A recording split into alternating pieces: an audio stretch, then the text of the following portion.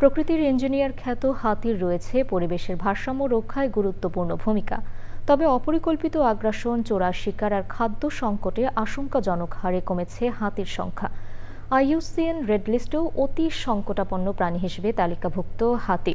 বাস্তুতন্ত্র রক্ষায় হাতির নিরাপদ আবাস নিশ্চিতের পাশাপাশি পর্যাপ্ত খাদ্যের ব্যবস্থা করার তাগিদ দিয়েছেন পরিবেশবাদী ও বিশেষজ্ঞরা। বাংলাদেশের হাতি সংরক্ষণ নিয়ে আফরোজা হাসির রিপোর্ট।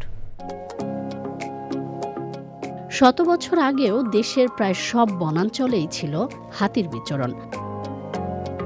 তবে আবাসস্থল ও বিচরণ ক্ষেত্র সংকুচিত হয়ে হাতির শেষ আশ্রয়স্থল এখন পার্বত্য চট্টগ্রাম, কক্সবাজার ও ময়মনসিংহ অঞ্চলের পাহাড়ি বনাঞ্চল।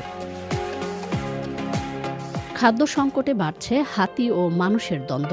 এতে পার্শ্ববর্তী দেশগুলোতে চলে যাওয়া সহ মারা যাচ্ছে অনেক হাতি। শত প্রতিকূলতার মাঝেও টিকে আছে ২ শতাধিক হাতি। হুমকিতে থাকা এই প্রাণী রক্ষায় বাড়ানো হচ্ছে পাহাড়ি বনভূমি সুরক্ষা ব্যবস্থা। হাতি ও মানুষের দ্বন্দ্ব নিরসনে ক্ষতিপূরণ, সচেতনতা বৃদ্ধি, এলিফ্যান্ট রেসপন্স টিম গঠন করা হয়েছে।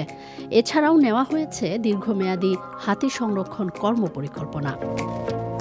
হাতি রক্ষায় বিশ্বের সাথে তাল মিলিয়ে ১২ই আগস্ট বিশ্ব হাতি দিবস পালিত হয়েছে বাংলাদেশেও।